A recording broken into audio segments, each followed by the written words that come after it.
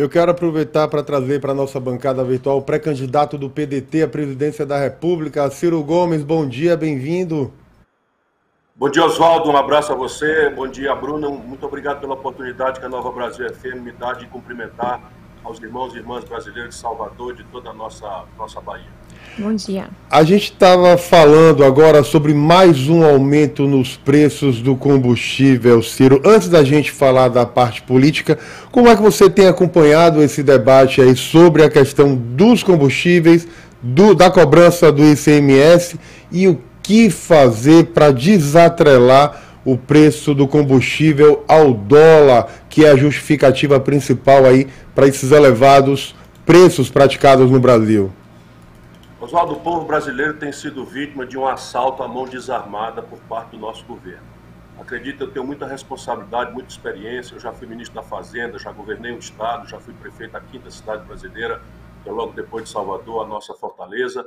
E eu digo a você de novo, com todos os S's e R's, o povo brasileiro está sendo assaltado pela política de preços que o governo do Michel Temer e do Bolsonaro impuseram à Petrobras. Vamos, se você achar que eu estou sendo longo, me interrompa, por favor, mas eu gostaria muito que o povo baiano soubesse, com concreta razão, por que isso é verdade que eu estou falando. O Brasil criou em 1954 a Petrobras. A intenção alcançada ali pelos anos 80 era fazer com que o Brasil fosse um país autossuficiente em petróleo, ou seja, tirar o Brasil dos ciclos especulativos de petróleo que são absolutamente reais. Por exemplo, acontece uma guerra na Ucrânia recentemente, o preço do petróleo bate $140. O mundo entra em calmaria, o petróleo desce para $30. Então é natural do mundo do petróleo, como ele é um elemento essencial a tudo mais, né, os fretes, a energia, etc. Então o Brasil estrategicamente decidiu ter uma companhia estatal e fez investimentos pesados com o dinheiro do povo brasileiro, para que nós não dependêssemos do petróleo internacional e pudéssemos ter aqui dentro uma política de preços compatível com o custo de produzir, mais um lucro razoável, e aí tem padrões para apurar o que é razoável, e o preço então seria isso para a população brasileira. E assim foi entre 1954 e 2016. Em 2016, com a chegada do Michel Temer à presidência da República, uma canetada do Michel Temer, portanto, a solução passa por uma canetada. Ninguém duvide, pelo amor de Deus, do que eu estou falando. Eu sou muito sério e muito experiente. Basta uma canetada. Qual foi a canetada que o Michel Temer fez? O Michel Temer aceitou a pressão dos acionistas minoritários. O que aconteceu? A Petrobras, que era completamente pertencente ao povo brasileiro, depois do Fernando Henrique e do Lula, venderam os dois, Fernando Henrique e Lula, venderam 60% do capital não votante da Petrobras. E passou a partir daí o acionista minoritário, que são os bancos aqui do Brasil e do estrangeiro, a pressionar a política, a subornar os políticos para tentar fazer com que a Petrobras partisse para uma política de lucro máximo no curtíssimo prazo, que é o interesse natural do capitalista. Não temos nada que nos assustar com isso. O que nós temos é que achar a origem, vender os 60% da Petrobras aos estrangeiros, e o Michel Temer, num sistema político absolutamente corrupto, que se implantou no Brasil há muitos anos, não é? Determinou que a política de preço da Petrobras chamasse-se PPI. O que é PPI? De novo, perdão se eu estiver me estendendo, mas eu gostaria muito que o povo brasileiro soubesse como está sendo roubado. PPI é preço de paridade de importação. Então, veja, o Brasil tem necessidade de produzir 1.000 barris de petróleo e nós estamos produzindo 1.100 barris de petróleo, para dar aqui um número. Então, o Brasil não só produz todo o petróleo que precisa, como tem um excedente para exportar. Como é que a gente devia calcular o preço do petróleo? Ora, como é que calcula o preço de um sanduíche ali no Pelourinho? Você pega o preço, quanto custa produzir o pão, o queijo, a manteiga e tal, e bota ali 10%, que é o lucro que vai remunerar o cidadão, a cidadã que estão trabalhando ali para vender um sanduíche. E ele não pode passar o preço muito alto, porque se ele passar o preço muito alto, vem alguém e bota mais baixo o preço na concorrência e toma o freguês. Pois bem, a Petrobras não tem concorrência. De novo, o povo brasileiro precisa saber disso, porque isso aqui é chave da gente entender a solução. A Petrobras tem um monopólio na prática do petróleo no Brasil. Não está na lei, mas ela tem um tamanho tão grande, uma capacidade de competir tão extraordinária, que ela é um monopólio na prática. Portanto, todo monopólio, o preço tem que ser administrado pelo governo, como a energia elétrica, que é outro grande escândalo do Brasil. Se vocês quiserem, a gente volta a falar sobre isso. Então, o que acontece? Com o Michel Temer, você não calcula mais o custo de produção e passa a cobrar o barril como se o Brasil tivesse que importar do estrangeiro. PPI. política de paridade de importação. Então, veja, se o Brasil produz um barril de petróleo, e esse é o número oficial, por $10, e depois que você bota os impostos, o refino, o lucro das distribuidoras, etc., etc., tudo junto, fica $30. A Petrobras está cobrando $130, $140. E como é que a gente prova isso? No lucro. O lucro da Petrobras no ano passado foi de 38%, explorando a dona de casa que não dá conta mais de pagar o gás de cozinha, enquanto o lucro das grandes petroleiras de ponta no mundo foi a 8%. Então ela teve 38%. E o que é que ela faz com esse lucro? Ela investe, ela aumenta a capacidade de produzir, de refino? Não. Ela paga as dívidas? Não. Ela está distribuindo tudo criminosamente antecipado para o acionista minoritário. De novo, esse dinheiro que está saindo do bolso do taxista, do caminhoneiro, da dona de casa e de todos nós, porque o diesel está no frete de tudo. E os alimentos estão subindo também porque o frete explodiu. E nós pagamos a conta. Como é? A população paga a conta. A população paga a conta e está sendo assaltada. Como é que resolve isso, você me pergunta? É simples, é uma canetada mesmo. Parece assim que não é, porque o Bolsonaro faz esse imenso teatro, mas é uma canetada. Qual é a canetada? Eu, no primeiro dia de um possível governo meu, determinarei que o Conselho de Administração da Petrobras, que o presidente nomeia, e quem desobedecer o presidente, você demite e bota outro, percebe? É uma canetada mesmo. Faça o seguinte, vai doravante ser PPE, ou seja, Política de Paridade de Preços de Exportação.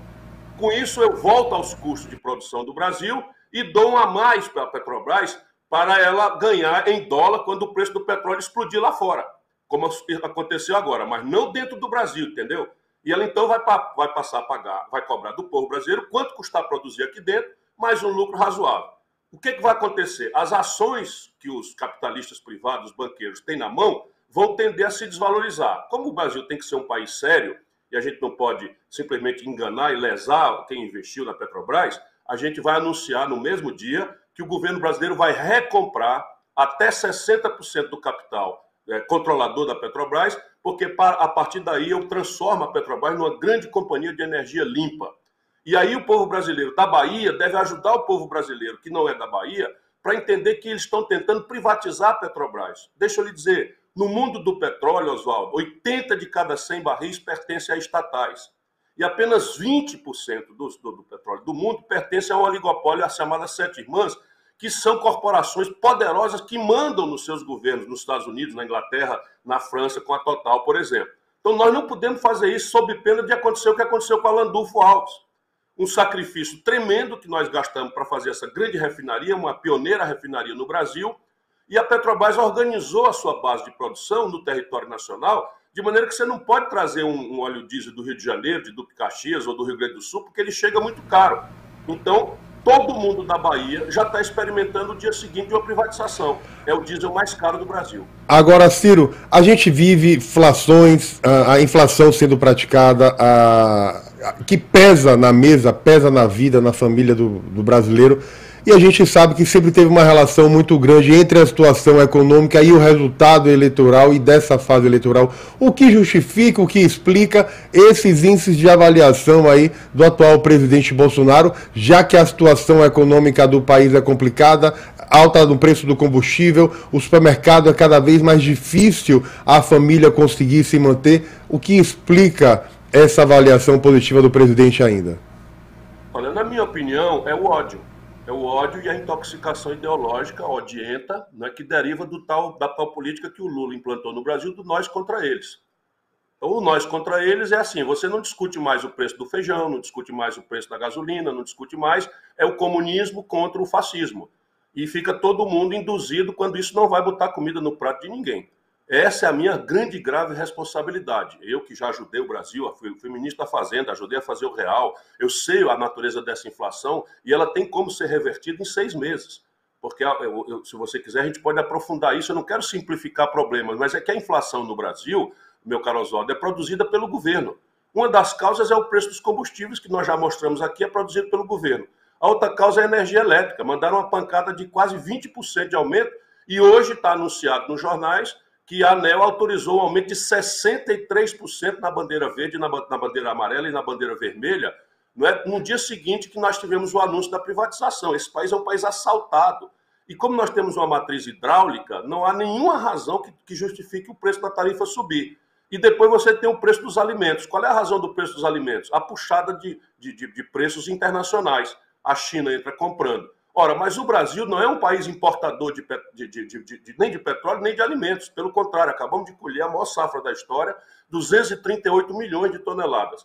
Se nós montarmos uma política de abastecimento e preços em que o governo entra comprando na safra para proteger o produtor dos atravessadores e guarda esses estoques reguladores para vender na entre-safra, na seca ou na puxada de preço internacional, regulando o preço para o consumidor, o Brasil já teve isso. Eu não estou inventando a roda. Cibrasen, Conab, tudo era uma estrutura que até na ponta tinha Cobal, que era uma tentativa de dissolver os oligopólios e os cartéis que exploram na comida o nosso povo. Portanto, enfrentar a inflação no Brasil é uma coisa tecnicamente simples. O grande problema nosso é que a política que devia estar discutindo isso, por isso que eu peço desculpa a vocês, eu sou um pouco mais longo na resposta, tento explicar, para ver se o povo sai dessa jogada, que os políticos, né? Porque, repare, se você for discutir isso, nós vamos ver que a crise brasileira tem 11 anos.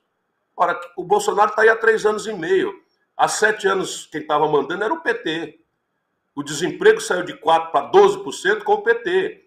Não é? A corrupção se generalizou no Brasil, não é que o PT inventou, mas o PT tinha prometido acabar a corrupção, muitos de nós acreditamos, e chegou lá e fez o oposto, corrompeu a estrutura pública brasileira toda. E isso produziu o Bolsonaro.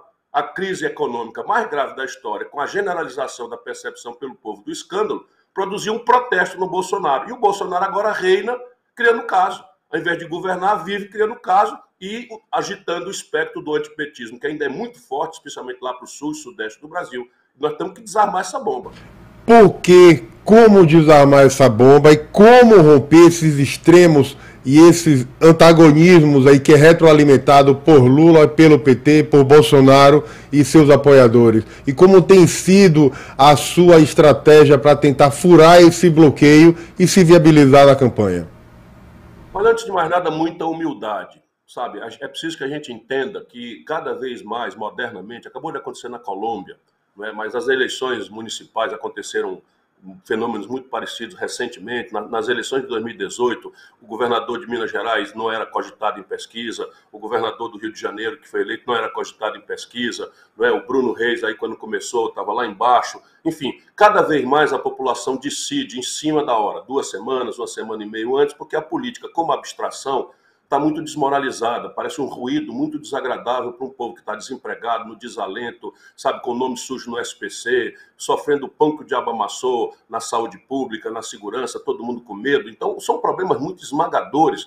E a política parece para o nosso povo um grande ruído, sabe, um grande clube de conchavos assim, inexplicáveis. Como é que se explica, vou dizer de novo, não é que o Lula, depois de tudo que passou, de tudo que sofreu, por outro lado, de tudo que passou, não ter aprendido nada e esteja agarrado com Gedel Vieira Lima na Bahia, percebe? Como é que se explica isso? Na cabeça de um jovem, isso é absolutamente inexplicável. Passar 25 anos chamando um ou outro de ladrão, ele e o Alckmin, e agora sem nenhuma explicação, nenhuma humildade, nenhum respeito ao povo, se juntam num grande conchavo. Então é paciência, humildade, e pedir a Deus que ilumine a nossa palavra e contar, sabe, Oswaldo, com isso que você está me dando hoje, a oportunidade de falar a inteligência do povo. Pedir ao povo que saia dessa lambança de ódios, paixões, de amigos desfazendo amizade na internet, sabe, de famílias brigando por conta de politicagem e tal, para a gente obrigar que o debate seja o que aconteceu, o que está acontecendo com o Brasil, para tanta gente estar na humilhação da fome, da pobreza, da miséria, né, da inadimplência nas famílias, nas empresas. E qual é a solução? Porque o que tem que fazer no Brasil, não tem que fazer porque tinha um manual de fazer certo e os caras em Brasília estão fazendo tudo errado de propósito. Acredite, não é isso. O que tem que fazer no Brasil exige que o povo saiba o que está acontecendo. Por quê? Porque o que está acontecendo, que prejudica a esmagadora maioria do povo, enche o bolso de fortuna, riqueza e de poder, meia dúzia de pessoas a quem essas duas polarizações aderiram. Infelizmente é isso. Acabaram de anunciar agora que para almoçar, o jantar com o Lula, os empresários de São Paulo esgotaram os ingressos que custa R$20 mil. O Lula anda num jato de luxo da Prevent Senior, que é um plano de saúde que recentemente frequentou o noticiário brasileiro, matando idosos para poder se livrar do custo de prestação de serviço de saúde. E isso tudo é fato. E aí eu sei que o ouvinte da Bahia, que gosta do Lula, está me chocando, mas pelo amor de Deus, Veja se a minha palavra tem fundamento, se eu estou falando a verdade. E aí perceba que não existiria o Bolsonaro se não fosse essa imprudência, essa contradição que o Lula e o PT impuseram ao país.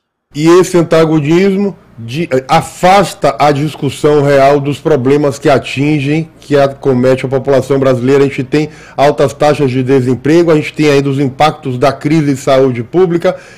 Que cenário você desenha para o Brasil dos próximos 4 anos? Durante o horário eleitoral, você vai ter a oportunidade de apresentar o seu plano de governo. Qual é o Brasil que Ciro Gomes desenha a partir do dia 1º de janeiro? Oswaldo, que ninguém duvide, o Brasil está mergulhado na mais profunda, na mais complexa e na mais renitente crise social e econômica da sua história. E são coisas absolutamente graves. Por exemplo, o salário mínimo brasileiro hoje só perde para o salário mínimo da Venezuela. Sabe, na América Hispânica e na América Portuguesa, só perdemos para a Venezuela, que é um país que está num caos institucional, e o Brasil é a economia mais rica do mundo. 33 milhões de pessoas hoje não comerão nada. 33 milhões de pessoas. Mas 108 milhões, mais da metade do povo brasileiro, vai comer menos do que precisava. Só uma de cada 4 crianças brasileiras farão 3 refeições hoje. Isso no país que mais produz comida no mundo. Percebe? Então, é uma crise que 6 milhões de empresas, porque às vezes parece que eu estou preocupado só com a pobreza, com a miséria, que de fato é a minha maior preocupação, mas o desenvolvimento do país faz 11 anos que está parado. Pela primeira vez em 120 anos, o Brasil cresce zero. E volto a dizer, o Bolsonaro é responsável pelos 3 anos e meio dessa tragédia, porque prometeu que ia mudar e mergulhou fundo no centrão, na roubalheira, né, e no mesmo modelo econômico. Portanto, veja, o cenário é o pior possível. O que me preocupa gravemente é um homem experiente como Lula deixar a população acreditar que se ele chega no poder, o paraíso vai descer para a terra. Isso é a certeza do maior estelionato eleitoral da história do Brasil e do aprofundamento final de uma crise política que ameaça a nossa democracia na sua qualidade. O Lula sabe que o Brasil está trágico, que está desastrado. Nós vamos entrar no ano de 2023, não interessa agora mais o que a gente possa discutir. Nós vamos entrar com a maior taxa de juros do mundo. Sabe o que significa isso? Um comerciante de Salvador vai ter que descontar no duplicata a 2% ao mês. E para isso ele tem que meter isso no preço das coisas. A carestia no Brasil não é alcançável por taxa de juros. E os juros estão implodindo a dívida pública do Brasil, que está acelerando cada 1,5% de Selic, que eles não querem que o povo aprenda, não é que o povo entenda o que está acontecendo, mas cada 1,5% de taxa Selic, Bruna, significa 60 bilhões de reais nos cofres do governo. De onde é que esse dinheiro sai? Sai da saúde, que está no pior financiamento da história. De onde é que ele sai? Sai da educação, que está no pior financiamento da história. Sai da ciência e tecnologia. Nós estamos colapsando as estruturas de pesquisa, ciência e tecnologia, bolsas, universidades do país. Isso na hora em que o mundo está pedindo uma disruptura tecnológica, um esforço de capacitação da inteligência da juventude brasileira. Ou seja, é uma tragédia que só tem solução se a gente fizer um novo acerto, um novo projeto nacional em que o povo saiba quais são os interesses que nós vamos ferir, porque tem solução. Mas a solução vai mexer com os interesses dos super ricos no Brasil. Por exemplo, 0,5% de cobrança sobre as grandes fortunas, não é, acima de 20 milhões de reais, arrecada 70 bilhões de reais por ano.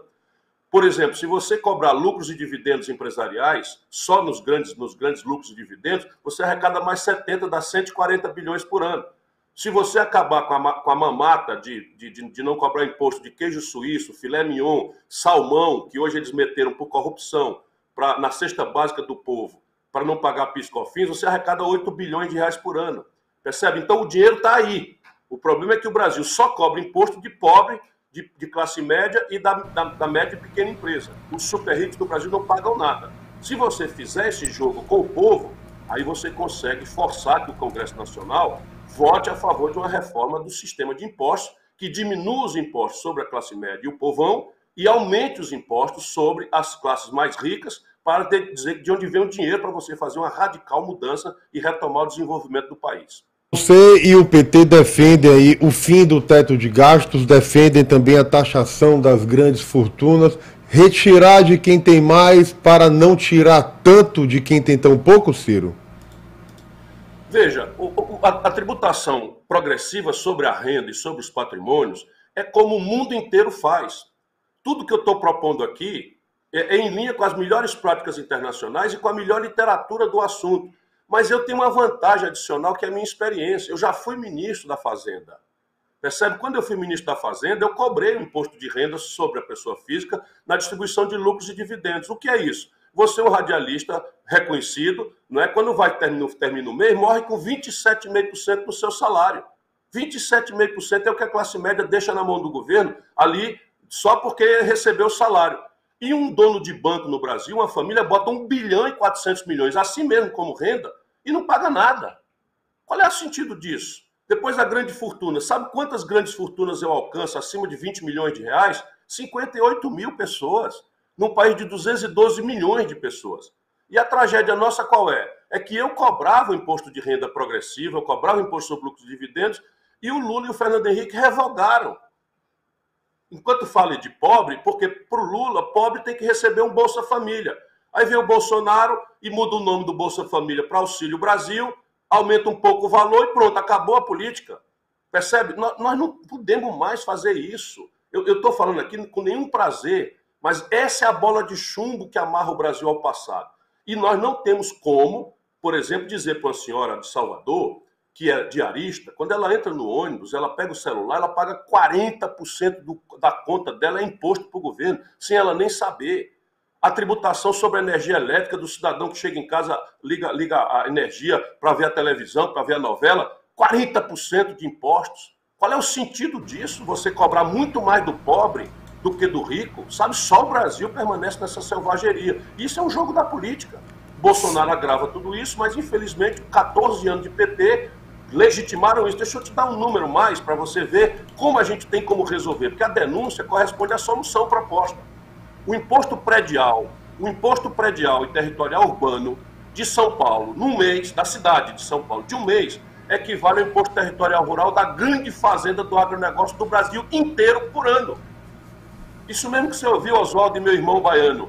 Depois de 4 mandatos do PT, 2 mandatos do PSDB, o imposto predial que a classe média, basicamente o povão, paga em São Paulo por mês, uma cidade do Brasil, equivale ao imposto territorial rural, que é o IPTU das grandes fazendas, do agronegócio, paga por ano.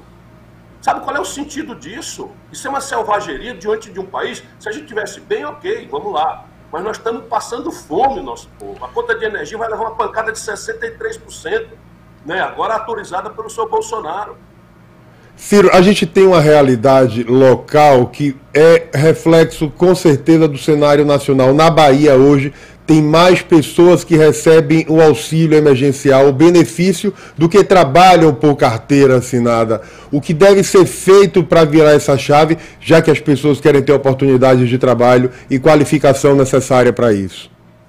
Olha, o Brasil precisa entender, e isso é o papel da política, do debate político, que nós precisamos achar o caminho de voltar a crescer a economia.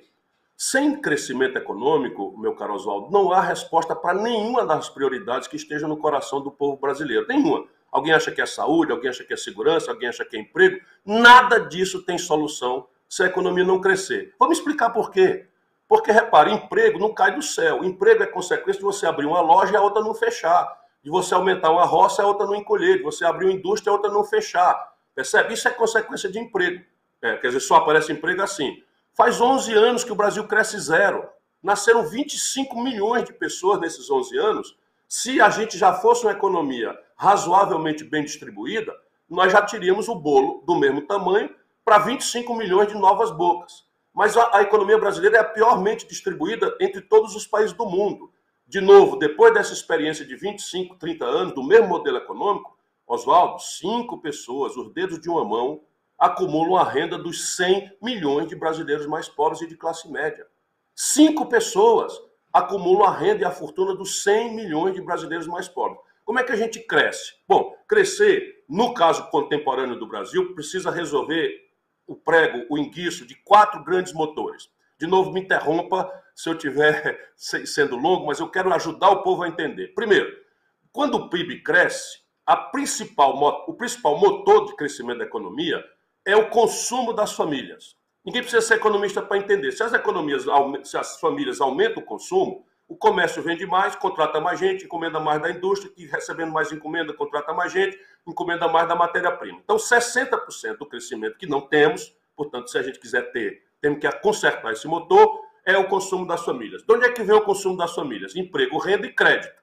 Ora, emprego e renda vem depois que o país cresce. Aquela história de abrir uma loja sem a outra fechar. Aonde é que eu posso e tenho que fazer uma política pública para começar a virar o jogo? No crédito. Aí como é que está o crédito? 77 de cada 100 famílias do Brasil estão no limite recorde de endividamento. Isso significa, com os juros criminosos que o Brasil cobra, e estão aumentando pesadamente, que nós temos 65 milhões de pessoas humilhadas com o nome no SPC, portanto banidas do crédito. Aqui tem uma proposta de fazer uma grande reestruturação em que o governo entra e media um grande desconto, que aqui no Ceará a gente tem conseguido descontar até 90%, as pessoas às vezes não acreditam, porque a banqueirada não quer que o povo saiba que é possível, porque isso é a nova escravidão. Não é? Então você consegue, fazendo um leilão reverso, o governo entra e bota o Banco do Brasil, a Caixa Econômica, o Banco do Nordeste, o Banrisul lá para baixo, para fazer o refinanciamento desses 10%. A mesma coisa para as empresas. De onde é que vem o outro motor do crescimento? O investimento empresarial. Ora, no Brasil, se não cresce a economia, o que está acontecendo? A Ford fechou na Bahia. Depois de 54 anos no Brasil, foi embora do Brasil. Por quê? Culpa do Bolsonaro? Sim, porque o Bolsonaro é o responsável por isso. Mas havia 15 anos que a Ford estava trabalhando com 25% de capacidade instalada ociosa. Significa o quê? Ela podia vender 1.000 carros por mês e só estava dando conta de vender 750 há 15 anos. Não tem negócio que sustente isso. E essa capacidade instalada para ocupar só vem depois do crescimento. O que é que eu posso resolver antes? De novo, 6 milhões de empresas, Oswaldo, estão hoje no Serasa. 6 milhões de empresas, confira aí depois no Google, estão na antessala da falência no Brasil. E é preciso reestruturar o passivo estrangulado, porque o povo brasileiro, o empresariado brasileiro, não virou caloteiro. Isso é consequência de uma política criminosa de juros que vige no Brasil há 30 anos. Prova evidente disso. O comércio fechou 400 mil lojas no desmantelo do PT para cá. 38 mil indústrias fechadas do desmantelo da Dilma, do Lula e do PT para cá. Pois bem, são números oficiais da CNI, da Federação Nacional do Comércio. Percebe? Mas no Brasil, 5 bancos nós temos, acumulando 85% de todas as transações financeiras, entraram 4 deles no ranking dos 10 bancos mais lucrativos do mundo. O lucro de 4 bancos no Brasil está entre os 10 maiores do mundo. Ora, o Brasil é uma economia precária, pobre, subdesenvolvida, não tem um banco chinês, não tem um banco japonês, não tem um alemão, não tem um italiano, não tem um inglês, sabe? Não tem um banco espanhol. 4 bancos brasileiros. E aí está a chave. E esses bancos compraram a polarização. Mandam, desmandam, financiam pesquisas, constrangem a mídia dita nacional de São Paulo e do Rio a obrigar todos os candidatos a fazer o que eles querem. E eu sou o único, infelizmente, que estou propondo com começo, meio e fim. Isso é longo, mas é um livro que está escrito para as pessoas saberem. Por quê? Porque eu quero me exibir? Não. É porque se o povo não souber, eu até posso ganhar a eleição, mas não muda o Brasil.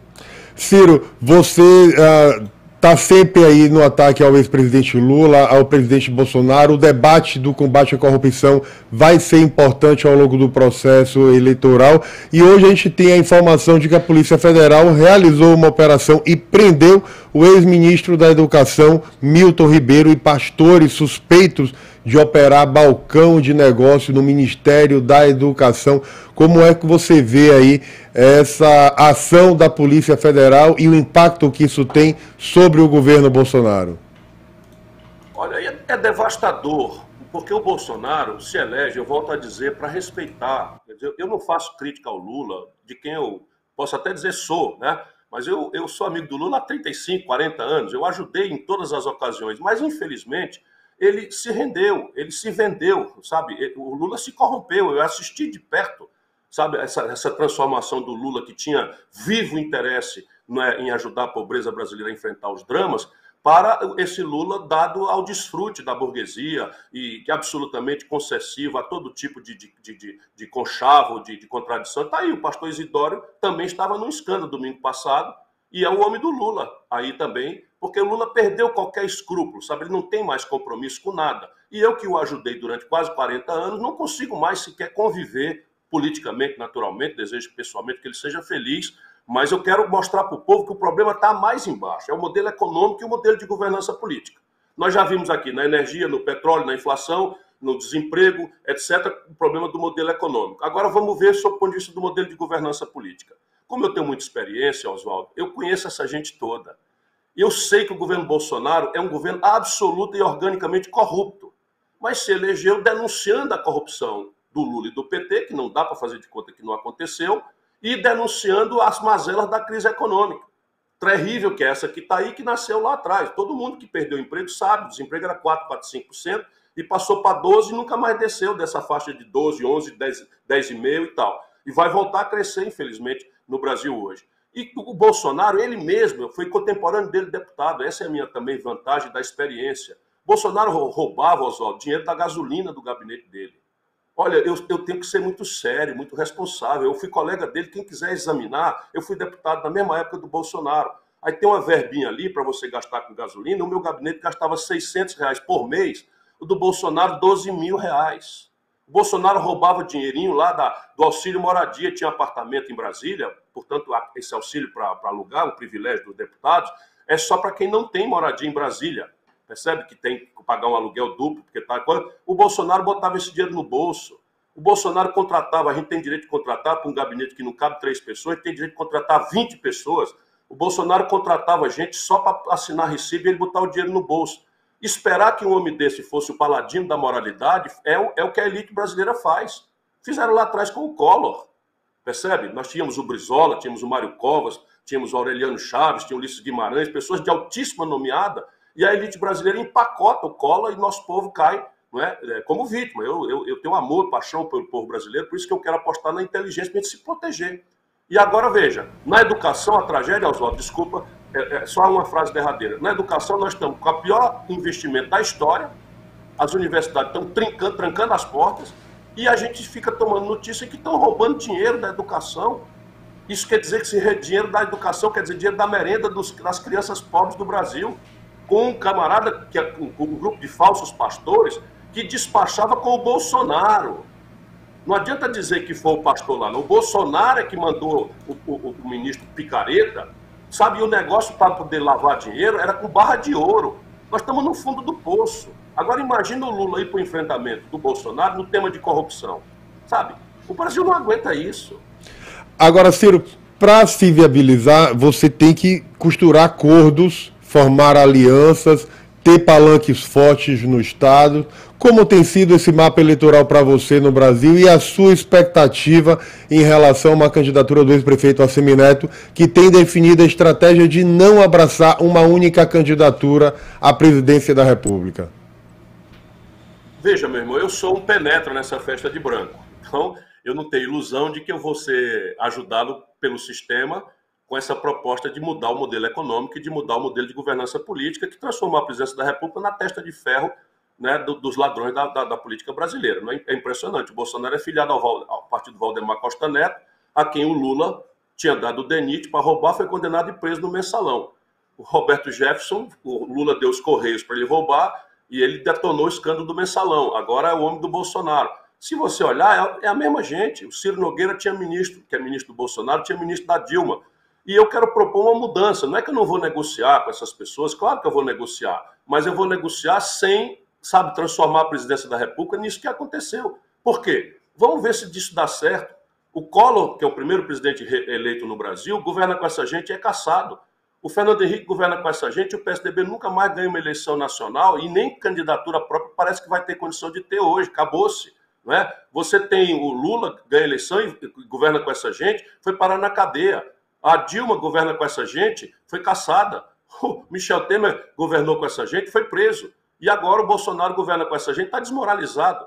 Ou seja, se é para manter mais do mesmo, é melhor ficar com eles mesmo, que eu só quero ir se for para mudar o Brasil. E isso o sistema percebe. Porém, eu não quero ser arrogante, eu estou trabalhando.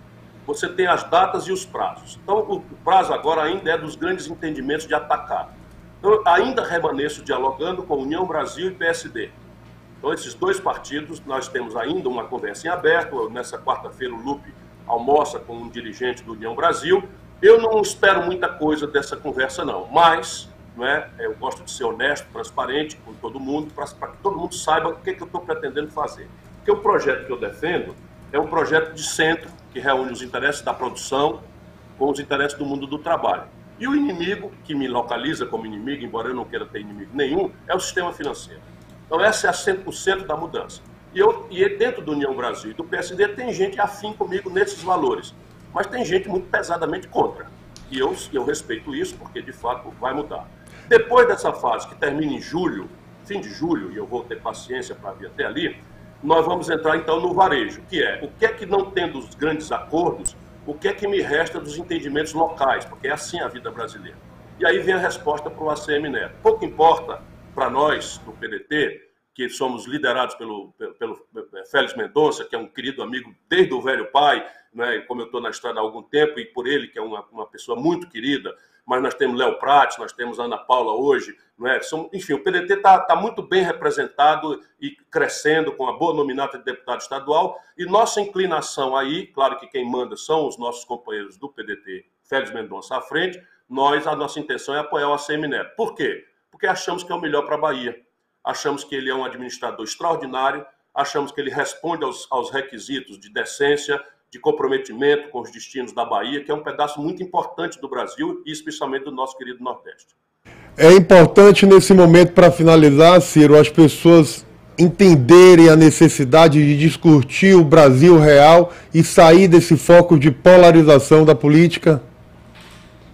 É gravemente importante. O Brasil está diante de uma encruzilhada. Ou nós encerramos um ciclo, ou vamos aprofundar a decadência final da condição de viver do nosso povo. São coisas práticas. Política de preço da Petrobras, política de juros do Banco Central, sabe, política de impostos, política de investimento, política de educação, política de segurança pública. Meu irmão, hoje 90% da população brasileira está alcançada de alguma forma por facções criminosas. As nossas periferias já não estão mais sob julgo ou comando das forças de segurança ou do Estado de Direito.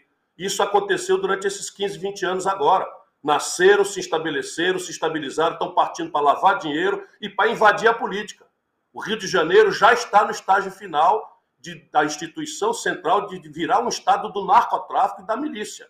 E isto é o destino do Brasil, se nós não entendemos, e eu peço a Deus que ilumine a minha palavra, para eu tocar no coração do povo brasileiro. Nós precisamos virar essa página, sabe? Encerrar, mandar os dois brigarem lá fora para iniciar um novo ciclo. E esse ciclo supõe o compromisso com o trabalho, com a decência, sabe? Porque o que bota um país para frente não é esmola, não é a migalha de um banquete de banqueiros que não pagam imposto e ganham os maiores lucros do mundo. O que bota um país para frente é o trabalho decentemente remunerado, é a família poder andar na rua sem a humilhação do crédito explodido no SPC, é um sistema financeiro que se associe com a produção, é um governo que avance na infraestrutura e que ponha 100% da nossa garotada no escola em tempo integral, profissionalizante, como nós já estamos fazendo aqui na nossa experiência do Ceará. A gente tem o Brasil dividido em três hoje, um terço que é Lula, um terço que é Bolsonaro, mas um terço não tem ainda clareza em quem vai votar na próxima eleição. Esse é o seu alvo. Qual será a sua principal estratégia aí para crescer e se viabilizar, para a gente finalizar agora o nosso papo? Deixa eu ler para você as pesquisas que são pagas por regra pelos bancos para obrigar a gente a ficar antecipando o resultado e não deixar o povo discutir o que interessa, emprego, salário, juros, etc. Então veja, hoje a reeleição no Brasil é de tal forma desequilibra o processo que ela pode ser entendida como uma espécie de plebiscito, um mandato de 8 anos com um plebiscito no meio.